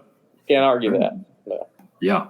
So LSU is stealing from you guys and the Cajuns, and still not playing you guys much in any sport. No, why would they? I mean, oh man, I don't understand that. I think that's like one of those things that I just don't. The happiest moment I think I've ever been, even more so than when we beat LSU in the regional here 2 years ago, is watching the post-game interview of LSU's coach and the players, and he's like, I just knew we were going to beat Southern Miss. I just knew we were. And he's just so hard, and it just brought me so. You know, you never want to love misery, but it couldn't happen. I mean, he won the World Series the next year, so he's fine. He's all right. Yeah. He recovered well, I guess. He did. We gave him that pump, you know. Yeah, you gave them what they needed. Speaking of giving them what they need, we're going to give the Southern Miss fans some talk here. A tough one on Sunday, as you kind of mentioned earlier, but. Yeah, you look good in those first 2 games, Chuck. Why don't you expand on the 2-1 series victory for your Golden Eagles this past weekend over La Tech? Yeah, so Nico Mazza started us out Friday, and, he was preseason pitcher of the year, if I'm not mistaken, for Sunbelt. He's a stud. Coach Oz has taken him and has molded him, and I want to say he's only a sophomore or a junior. He bought the World Series. They're just a little jaded. And then Billy Oldham, on Saturday has just, I mean, he's the one that beat Tennessee in the first game of the Super Regional. You're not going to find a harder worker than Billy O.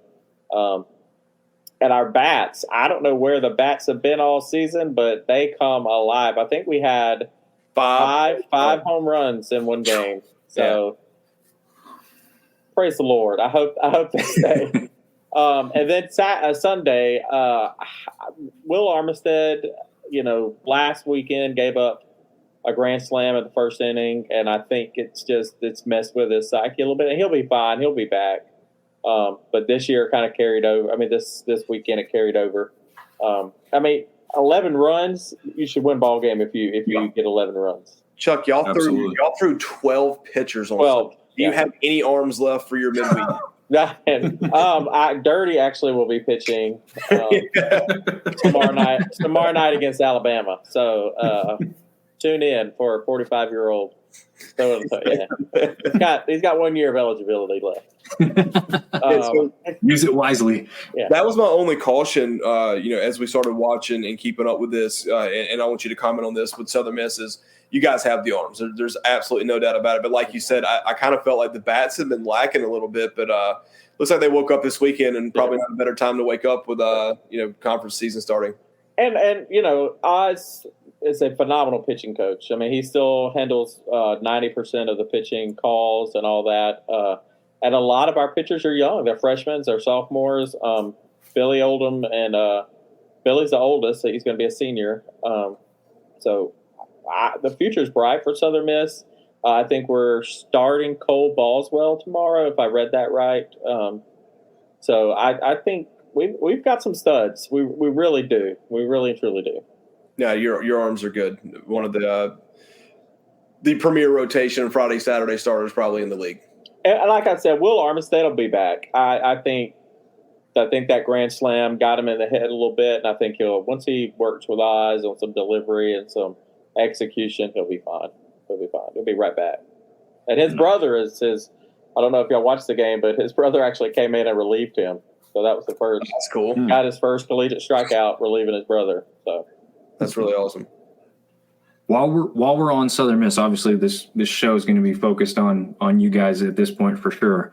Is this program routinely getting guys from the area? Are you guys, I mean, really a national reach as far as your recruiting and bringing guys into the team goes? Well, you look at the community colleges around here. You got Pearl River, you got Jones, you got East Mississippi.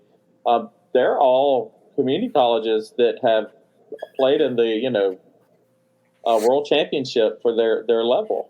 So Coach Oz was actually a coach at Jones. Dirty, correct me if I'm saying anything wrong. I know he's still watching.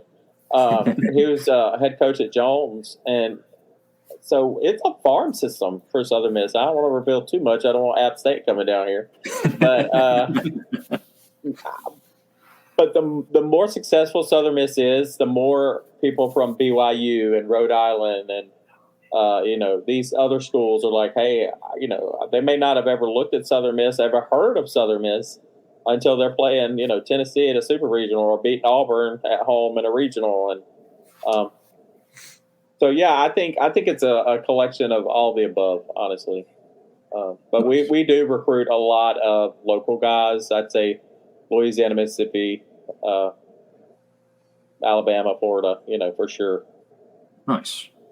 You can recruit the Mobile market right out of South Alabama's backyard. We do. In fact, one of Southern Miss's best first baseman, Chris Sargent, just graduated last year, is from right outside of Mobile. So okay, very nice. And in fact, LSU's coach told Tanner Hall after we took him out of the regional that he will never let a pitcher leave Zachary, Louisiana again. So.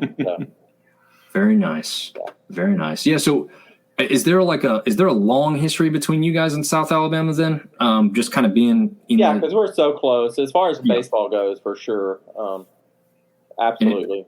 Before recently, it looks like they used to have a very historic program as well, reaching number of postseason plays and putting guys in Major League Baseball. It just looks like they've had a dry run as of late, although I think what we saw was they expected to take a big jump up in the standings for this season. Again, that's beyond me as to why, but they were a bottom feeder who ended the year a huge losing streak last season, and they were expected to jump like 4, 5, 6 spots in the preseason coaches poll from where they ended the season last year. So I guess they brought in some good recruits or some good transfers, or maybe both. maybe both. Yeah, interesting.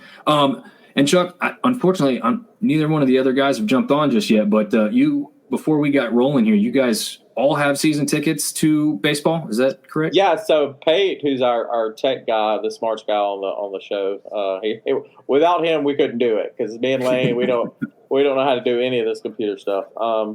He actually sits right beside me. See, true freshman Seth Smith on my bill. Nice. And then Lane has season tickets too. Yeah. You guys all have families and kids, and you guys all kind of sit together then? So there's about, I'd say 10 or so people that we sit together at baseball with that we've been doing it probably the last 7-8 years. The Morgans, shout out Morgans, great family. Lane has 2 kids, married to Mary Lois. Pate just recently got married in November. Nice. I am single, so any Sunbelt ladies out there, holler at me. There you go. Yeah, holler at me. Ladies, he has season tickets to. That's right, baseball. I'm watching baseball. I got season to softball, basketball, football, and baseball. So whatever, we always have a date night. There you go. There you go. Very nice. Okay, so you just mentioned football. I'm going to go off topic, but I really want to know your thoughts on this. Frank Gore Jr. was obviously beloved by you guys, the fan base, nationally. We had the comment with his auntie who came onto the field. Now it just blew up. He's got to be a fan favorite across the board. What are your thoughts on like what he did for you guys as a program, and how exciting he was to watch as the superback, and thoughts on him going to the NFL and what he's likely to be able to try and pull off there like his dad did? Yeah, Frank Gore Jr., probably one of the most humble, hardworking kids you'll ever meet. Super nice, obviously very, very talented. He's the epitome of everything matters. You know, that slogan we talked about Southern Miss having.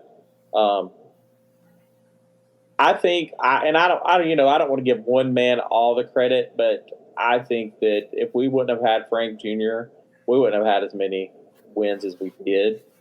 I think if we'd have had, and again, I hate talking negatively about Southern Miss, but if we'd have had a little bit stronger offensive line, I think Frank Gore could have been one of the best running backs ever walked through. And I still think he is, even with, he's right up there with some of those other running backs, in my opinion. But yeah, great guy. I wish him nothing but the best, for sure. Yeah, I feel like if you guys had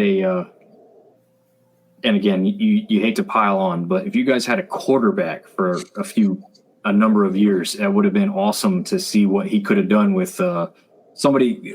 Just consistency. Let's just say that. I'm not going to pick on anybody who played. That's a great way to say it. Yeah. Yeah. And it really is true, because some of it was not anybody's fault. It was injuries. Yeah. And then some of it was just, not consistent enough across the board to get better, right? Because, having to play out of position, because of injuries, you got to move to a different position that you're not used to playing. I mean, that just, Yeah. It just, the cool part and the aspect that I don't know if a lot of people outside of the Sun Belt are going to realize is when Frank Gore Jr. takes a, not obviously they won't call it a super back set. Maybe they will. Maybe they'll change it. But what's the one where they hand it off to the running back that they called in the NFL? Where the running back becomes the quarterback. Wildcat. There you go. When you snap the ball to Frank Gore Jr. in the NFL for a Wildcat, the likelihood that he runs or throws is actually just about as good a 50-50 shot. I'll tell you what, for what he looks like when you see him on the field, he's got a hell of an arm. Probably could have played quarterback full time. He's fast too, man. He is fast. I remember, I think it was just last season. You guys had a Thursday night game. I think you were playing the Cajuns. Probably. And he drops back early in the game, and he just launched it, and it's a perfect spiral. Was it Banks, this really tiny wide receiver who was fast? I think it was. I think so. He just runs right underneath it. It wasn't even, the defender wasn't even close. It was just beautiful pass. And I'm like, yep, that's your running back. Just made that play. Where do you expect that from anybody else across the country? I don't know. When you wide receivers drop back there, some of them played quarterback, so it makes sense. Yeah. Running backs, I know some of them also played quarterback. I do the football show with TJ Corman, who played quarterback before transferring to being recruited to play running back at App State. But once they get really going in that running back position, you don't see them throw the ball as much anymore. Gentlemen, do you have any Southern Miss specific questions before we move on to the next team here? I think I've asked them all at this point. I think I'm good too. And I will say this Saturday, our marketing department, probably 11, 12, 13 years ago, come up with Parrot Night, because Jimmy Buffett went to Southern Miss. I don't know if y'all know that. Really? So this is our Parrot jersey for the. Oh, nice! I did see this. Yeah. So Saturday will be Parrot Night. So y'all come out and listen to Jimmy Buffett tribute bands and have a good time. That's really cool. Nice. Sounds awesome. Like Brady is now in the show. Looks like he's doing audio only. I think he's joining from a baseball game on the way home. Is that right, Brady? What's up, guys? I feel like I got invited to eat dinner with the president and showed up an hour late. But I'm here. Can y'all hear me good? Yeah, we can't hear you. I got you. I'm driving home right now. Yeah, I'm coming back from a softball. I'm a coach. I'm a softball coach. I'm driving back from our game that I realized we had this morning. So, my bad. Oh, you're good. You're good. Did you win? That's the important thing we need to know. Well, we don't have to talk about that. The good guys didn't win tonight, but it's okay. So They tried their best, right? Is that what we're going to yeah, go with? we did our best. There you go. So- That's all you can ask for.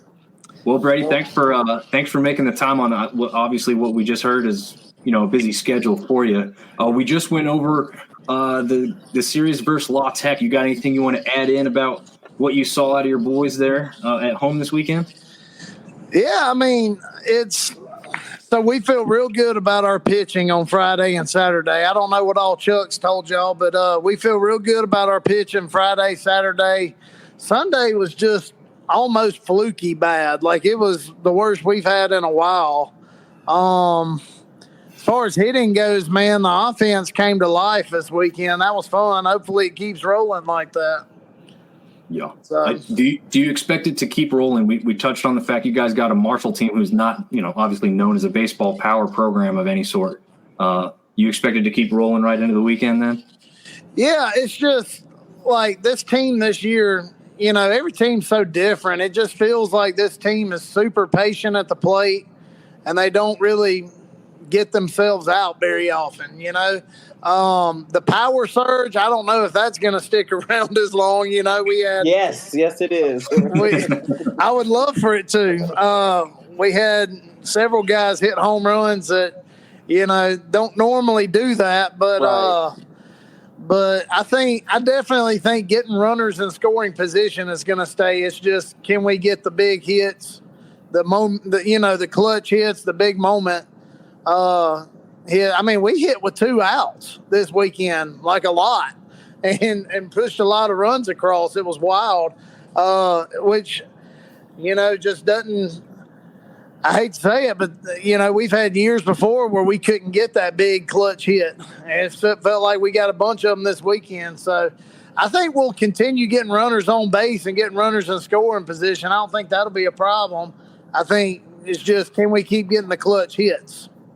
Makes sense. Yeah. I think there's a lot of teams in this conference right now looking for those clutch hits at the moment. So luckily for you guys had, like you said, that offensive explosion this weekend. And as Chuck alluded to, scoring 11 runs on Sunday for most teams is good enough to win the game. So just a little pitching was for La Tech on that last one there, but yeah, pitching was crazy that day. Like we couldn't get an out.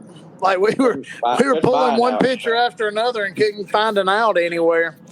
It was just bad. Yeah. Marv, what'd you say? There was 12 pitchers you total? That sound familiar from Tuesday's app game against Duke? Oh, yeah. Yeah, it does. They could have thrown 20 pitchers and they wouldn't have gotten much better of a result, unfortunately. I looked at the stat line. We had probably 4 pitchers that didn't record an out. They got out there. Yeah. I think that's right. Yeah, I made the joke to Chuck earlier. I said, man, you guys have any arms left after Sunday? Because you threw 12 pitchers. I know. Wait. Yep. No, man. All right, so let's go to the next weekend series here. And Seth, do you remember what you almost did or what I almost took for you in the picks this week? I do remember that. And yeah, I wish I would have let you take that. Right. I shouldn't have asked any questions, right? So we're going to did not see that coming whatsoever. No, me neither. Not at all. If anything, I thought the other way around for the sweep. So Sam Houston State takes 3 straight from Texas State Bobcat. Texas State did not have a good week. Didn't we talk on they lost their midweek game there too, right? I think so. We said earlier? Yeah. So not good for the guys at Texas State right now. They lose 3-2, 4-2, 3-1. So, they didn't get blown out. But they lost 5 in a row at this point. 5 in a row? Yeah, so for us App State fans, I feel like we're about to walk into a pissed-off San Marcos, Texas. Yeah. They call it Slam Marcus, right? Yeah, they do. Not after this weekend, they don't. But Artie, our resident Texas State fan, is saying total collapse of the bats. The pitching, yeah, I would assume the pitching was okay in this one because really, again, nope, they never scored more than 4 runs on you.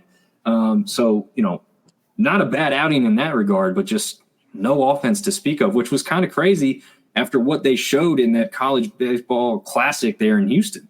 They put up a better showing than the Cajuns had done, but they come into this week and maybe they were just worn out from all that exposure they had when they were over there in Houston and what they got done there. Brady, any thoughts on what you've seen or heard out of Texas State so far this year? It's just surprising. I mean, the recent collapse is a little surprising there. They got a good, rich history over there of winning ball games, especially in recent years. Like I can go back to their postseason run they had. I think it was Stanford, right? They were playing Stanford, if I remember correctly. Right. Yeah, I think you're right. They were playing them tight, man. I was sitting there. That was just 2 years ago. I'm sitting there yelling at the TV, rooting for them to win for the Sun Belt, man. They'll figure it out. They'll get it together. Crap, they took 2 or 3 from us last year when we went over there. It's a tough place to play. San Marcos is. They got a good team. And Sam Houston's known for having good teams too in baseball. I don't know how good they are this year. I haven't looked at them, I'll admit, but there's been times in the past where Sam Houston hasn't been a terrible loss. Now getting swept by them's one thing, but it's surprising. They'll turn it around though, I think. Yeah. Hopefully, for y'all's sake, hopefully not this weekend though, right? Yeah, they can turn it around midweek against Tarleton and HCU, but if they can have a hitting collapse this weekend, I'm in favor of that. Yeah. Artie Cat alluding to 1,900 in attendance at least. So, yeah, that's pretty good showing there. You got to think some of those were Sam Houston fans coming over to watch the game there too, though. So we'll see about how that goes. But, again, kind of a surprise to lose 5 straight there, as Marv alluded to as well. Yeah, well, one of those was to LSU, so you can forgive that. But, getting swept at home, did not see that coming. No, definitely not. We'll touch on that after this one here. But we're not many teams have swept in San Marcos. Not many teams have gone in there and swept them. No, not at all, and really wasn't expected this week after what they had shown there in Houston. But Troy gets the best of Indiana 2-1 again, beating a Big Ten team down there 8-1 in the first one. They lose 10-7 in that second game, but they round it back out 15-11. A lot of runs in that last one. Luke Lyon pitching for Troy is now 2-0 on the year. He had 7.1. What did I write? Innings pitched, but only 1 earned run there in their win on Saturday specifically. Then they played a doubleheader. They didn't do a Friday game because of the weather. They went ahead and did that 1 game Saturday and then 2 on Sunday to round this one out. Again, Troy just seems to be playing pretty well overall. Indiana's no slouch, so to lose 1 to them, obviously, I don't think a whole lot of people are going to hold that against them. But that's an Indiana team that beat Coastal, correct? They did. Yeah. Yeah, they were ranked, weren't they? Yeah. I think so. They lost to Duke that same weekend, I think. Yeah. They did, yeah. Interesting tidbit. Luke Lyon from Troy is actually from Southern Miss's backyard. He's from Hattiesburg. Ooh, that one stings a bit, huh? Yeah, I know the kid. Like, I've known him from when he was in high school. He's a good player. Nice. Yeah, it seems like it. Not a ton of games played, I guess, totally. But I don't know. What does it take to get, a victory? Like they said he's 2-0 on the year. How many innings do you have to pitch in a game to earn a victory? Is that something as a starter? I think you got to go 5. 5, yeah. 5 and, okay. 5 and be up when you come out, yeah. Gotcha. Okay. Very nice. Here, we'll jump into the record for the picks from this week. And Chuck, I told you I was bad at this, so you can see there. Oh, I didn't think you were that bad, man. Yeah, no, it's not good. In all fairness, Dom does not make this easy. Not only do you have to pick the series winner, but you got to pick the correct amount of games that they win. Okay, yeah. I got you. Yeah, hey, we had a running joke in that group message we had with Dom. Who was the one that picked against us against Seth? Indiana State. Who was that? Yeah, that was me. Seth, why do you hate us? What did we do to you? Why do you hate us so bad? Seth, are you really Nothing shotgun personal. crawling? Oh, man. in Hattiesburg. Yeah. Seth is actually shotgun from Division I baseball lane. I don't know if you know that. I bet he is. Hey, keep doing your thing, man. Shotgun never picks Southern Miss ever. When Shotgun picks against Southern Miss, boys, it is the kiss of death for whoever you play. It's the best thing ever. Yeah. Oh, man. Well, when I pick your team to win, it's also a kiss of death, apparently. But There you go. 2-10 on the year. Seth is now 6-6. Marv improves to 7-5. Above 500. Let's go. Yeah, you guys are doing pretty well at this. I am not. And, I favored the Sun Belt teams real heavy at the beginning of the year, and heavy enough that a couple series I probably should have been smarter at. I went with like sweeps. As you can see, this week I didn't predict any sweeps, and it cost me a little bit. I got the James Madison East Tennessee State matchup correct, but guess what? So did everybody else. So that didn't really help me. But yeah, I mean, We this really is reached on that one, huh? Yeah, real big reach. But yeah, I mean, I thought I stood a chance with Tulane taking 2 from the Cajuns, and it looked good for a little bit, and then the Cajuns came back and won that one. Yeah, well, Cajuns 2 are games to 1. Texas State, the big surprise. I mean, gosh, nobody had them losing the series, much less getting swept. So Nope, not at all. Not at all. And like I said, Seth had texted me his predictions, and because he put the numbers without the names on either side, I had to ask him. I said, hey, the way this is spelled out here, it looks like you got Sam Houston State sweeping Texas State. Is that what you want? He goes, no, other way around. Well, Oh, Man, you'd have been. Yeah. you'd look like a genius, man. I know.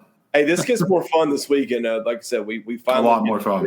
We finally get to pick belt matchups versus these having to wonder like, hey, is Sam Houston any good? Is Tulane any good? Is East Tennessee State any good? Now we get to I feel like we know a little bit about some of the teams in the belt now, and we get to pick against each other, so it'll be fun. Yeah, no, definitely is going to become a lot more fun. A lot more interesting. Yeah, no doubt about it. I'm going to go ahead and remove this graphic because that rounds that part out. I think I can move this thing so we can all be. I guess I have to edit. so you're all App State guys, right? Let's get rid of this thing. Yeah. Anyway, Yeah, so Seth lives in Boone, and Dom and I both went to school at App. you lie. Which That's one of right. y'all is the whistler at baseball games? I went to Caldwell. Is that Dom? Are you the whistler? I went to one of those Mississippi community colleges. Just it was in Boone this time around. I got that. A little more than 2 years, That's too. probably the whistler at the baseball games. I don't get up to App for enough baseball games. That's definitely Seth. Yeah. If Seth could whistle. Yeah, You're if- the whistler. Yeah. What's I guess App had a whistler at the Sunbelt tournament last year. Is that how close is the Sunbelt tournament to where you guys are at, Chuck? What's it, about 3 hours, Lane? Yeah, about that. We were all there. Chuck was there. Yeah, we were all there. Yeah, y'all's App State whistler, whoever he was making waves on Southern Miss social media. People were going crazy. People were looking for him. We got to throw it in the dirt guy that's pretty bad, but yeah, they were mad. Yeah, I can imagine. I don't know. As a viewer on TV, this is the first. I guess I'd heard about it in the past and hadn't really experienced it. That's the first time I'd really ever heard much. But I can only imagine that it's quite the annoyance for the guys on the field too, I guess. But definitely for people in the stands that are seated right near those kind of guys. I believe it was a guy with a kid on the team too. I think it was a dad. It was. Yeah. Somebody went and met the guy. So, but they met him in niceness. They didn't go confront him. But one of our fans went and introduced himself to him and found out he was the dad of a kid or something on the team. So, I mean, we do stuff that drives people crazy too. I get it's fine, but I was just gonna pick with y'all about that. Oh yeah, no, absolutely. That's what we're here for, man. Well, man, you Maybe we could use unfortunately, Brady, you came in a little bit later, and we're soon to wrap things up. But is there anything you want to touch on that maybe you just wanted to cover? Make sure you covered with us here tonight before we got off here. Yeah, y'all had a couple things like, we were talking earlier about what all be covered on the show, and I had a couple answers in my head. I don't know if mine might be the same as Chuck, but y'all mentioned like thoughts on the You can shout season 'em so out. far and surprises and all that as far as Southern Did we Miss lose him? goes. Am I still here? Yeah, you still here? All right, good deal. Oh, yes. Well, yeah, I had Brady, a you few wanna thoughts on that. expand on what you said there. You want to touch on some of the stuff we had talked about in the group text? Yeah. So, like, early on in the season, like I mentioned earlier, we feel really, really good about our Friday and Saturday night guys. We feel real good about our first two guys. I think our third guy, he's had his big moments at Southern Miss. We just got to get it dialed in. We've had some hiccups on Sunday games here lately, and then midweek games we've had our hiccups there too. So I think we're a couple solidified pitchers away from really having a pitching staff that's ready to rock and roll and compete for the Sun Belt. As far as hitting goes, like I said, we're kind of streaky. I don't know if Chuck hit on that much, but I mean, we have these games where we score 11 runs and 12 runs and stuff, and then we have innings versus Mississippi State where we score 4 and then don't score again the rest of the game. So it's been kind of streaky. I think y'all mentioned some surprises early on. Well, I'd like to see some more consistency. Obviously, out of the hitting, I'd like to see us consistently get runners in scoring position and get them in.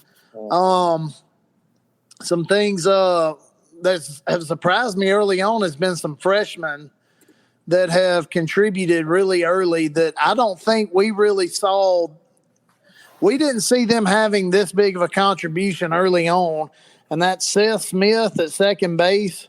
Everybody bragged on him, during preseason, during the scrimmages and all, talking about how good he looked out there playing for us and stuff. I think our tech guy actually predicted Seth to start at shortstop, and we kind of laughed about it because I was like, the freshman's not going to start, but they've moved him to second base, and he's taken the job. And he's had some really big hits early on. Another one is McCarty English. He's a pitcher. He's a reliever. He's done really well early on as a freshman. It's not often you see a freshman pitcher come in and mow people down like that, but he's done really well. And then that's after taking one to the head. Yeah, he took one to the head. That was bad. That was scary. Guy hit a line drive into our dugout, and it hit him in the head. And he came back the next day and threw a shutout inning against Mississippi State. Wow. He's That's a tough story dude right there. It's a story to tell the kids later. Yeah. And then another freshman that's contributed a lot, probably the most out of all of them, is Lawson Odom, a catcher. He's our starting catcher right now. And so you got 3 freshmen really producing a lot. And I just, there were some guys that we didn't predict. Like we did a preseason show. There were several guys that we didn't even talk about who were making significant contributions early on. They've been pleasant surprises. Seth Smith's been really good with the bat. We got an outfielder. He's a junior. He transferred from junior college, but man, his name's Dalton McIntyre. When we did our preseason projections as far as who was starting where, his name never came up. There were 4 of us on the show, and we were talking about how loaded our outfield was and how our outfield was a logjam and trying to get all the bats in. Well, nobody even mentioned this JUCO transfer, and he's taking the center field role. And in fact, the real quick story about Dalton is Saturday he hit his first collegiate Division I home run, but that morning he found out that his grandfather had passed away. Oh, man. Yeah, and so he decided to stay with the team and finish out the weekend with nothing he could do. And dude had a killer weekend. I think he had, 3 or 4 RBI on Saturday, Ling? Yeah, and I think he had a bunch of base hits on Sunday. The guys, you look at his JUCO stats, and I don't know why we didn't throw him in all the time. Right. Like, he batted over 400 at Meridian Community College. I don't know why nobody just thought, hey, this guy could probably play. But I think we were all looking at the big power bats. Chicks dig the long ball. I think we were all looking for dingers, and here's this guy who just gets back there and just rakes. He just gets base hit after base hit and plays good defense, and he's taking over the center field spot for us. So there have been some guys that have been surprises early on. Have y'all addressed the last thing I was going to talk about, Dom, is have y'all addressed the mid-major thing yet? Yep. Yeah. We went after that, but you can touch on your thoughts if you think it should exist for the Sun Belt or not. We are not a mid-major conference. Boom. I'm going to say that Agreed. right. Like, we're not. We're not. It's obvious. I think we're the best group of 5 conference in baseball. I genuinely think that. I think history backs that up. And so I don't really see, you talk about like group of 5, power 5, all that. I think the mid-major label doesn't really apply to us. No, I don't think so either, especially. We might be the 3rd best baseball conference in the country behind the SEC and ACC. Yeah, I mean, we're better than most Power 5 conferences. I'd take us over a lot of them. So, I think the Big 12 and the Big 10 are the ones I'm talking about when I'm thinking we're right up in there. I had directly compared us to the Big 10. The only thing that I will say about that I didn't touch on earlier is the fact that they are bringing some California teams who are pretty good in baseball into their conference, obviously. So that will be in their favor, unfortunately. But as it's currently constructed, I felt like the Sun Belt is superior to the Big Ten. It has been already for quite some time. But again, we'll see if the national media can catch on to that and learn themselves some knowledge in that regard. But yeah, we thought we'd definitely cover that one. They get hung up in like the group of 5 versus Power 5 thing. And that's not even really results based. That's all revenue based. Yeah. I mean, absolutely. Our schools aren't in the middle of a metropolis with all these people here pouring money into it. So no, we're not, we don't have the funding, which makes what our conference does more impressive to me than what these other conferences do with baseball. No doubt about it. Not a single private school in the Sun Belt. And I'm kind of glad we've stuck to that structure, right? Like you don't have some outlier like Liberty who can come in and buy all kinds of facilities and offer bigger NIL deals and all these transfers of money. Yeah. So I like the fact that we're bringing in and are constructed currently of like-minded institutions in that regard. You can't have it even all the way across the board. That's not what I'm saying. But we don't have some big outlier like that, and I'm very thankful for that. And I'm glad they didn't, go the way of sending an invite to Liberty's direction because of that. There's other things attached to that school specifically, but I'm just using them as a regional team that could have fit in the footprint kind of, where it would make sense, but not with the fact that they are a private institution with tons of money at their disposal. I'm going to a Liberty baseball game tomorrow afternoon. Don't tell anybody. Who do they play? Gosh, I have to look. I'm going to be in Lynchburg working, and I noticed I had a game at 4:00, and I was like, wonder if I could sneak out at about 3:30 and go to a baseball game. So there you go. Up there tomorrow, so I'm going to go check it out. Their facility, I've walked by it. Like you said, it's they poured a lot of money into their facilities up there, not just baseball, but check out a game. Nice. Yeah, I bet it's better than Duke's. Yeah. Dude, the stadium that I coached my kids' Little League game in tonight rivaled Duke's baseball stadium. Duke's was that bad, huh? It was terrible. Yeah. It was terrible. So speaking of like quality of stadiums and stuff, I've never been to Boone, but I've seen pictures of your football stadium and your baseball stadium, and is it as pretty as the pictures are? Well, biased, yes. Yeah. They're like, it's ridiculous. Like, I see the pictures, I'm like, this is ridiculous. It looks like I don't know. It looks like almost a made up thing. I don't know. Well, Awesome. we will have to tell you that during baseball season, especially the start of it, when they're coming out of the winter months, it's not nearly as beautiful because there's no leaves on any of the trees. Seth can speak to when that's changing. I guess it's probably, I don't know, actually, Seth, is it quite changing up there yet, or is it still kind of like Grass is starting to get greener now. Is it? Okay. Yep. Because sometimes Marv, it doesn't they look play like asphalt paper. more. So it's dead. That's They're right. still, yeah. Grass is greener. It's almost turkey season, boys. There you go. There you go. I'd love to come to Boone sometime. Maybe me and Chuck Come need on. to go up there for a ball game. We'll take a road trip. Yeah. If yeah. whenever we draw you guys at home for football, Dominic and I have both have season tickets. We park right beside each other. Man, especially if it's a mid-October game in Boone, you want to see the pretty scenery. If you guys get lucky to get a draw mid-October, man, come up. We'd love to host you. Well, We just definitely. missed it this year. Just missed it because that's Yeah. pretty much when they came up. That's Yeah. right. Right. Yeah. Gosh, it'll be what? 5 more years, 6 more years. Well, maybe longer than that with the West Division. I think next time we play Southern Miss, we got to go there. Wow. Should be if they keep it consistent, but I don't know. Sometimes it's a weird thing. Like we played Texas State like what felt like 3 years in a row in football. It's like I don't know how this makes sense. It's a cross division thing. Yeah. But it's just the way that they had worked it out. Now some of that was before you guys and the other 3 teams got added, but it's interesting how that scheduling aspect of football can work. Yeah, we don't even play Southern Miss in baseball this year. Did we not? Really? Oh, wow. I don't think we played you guys.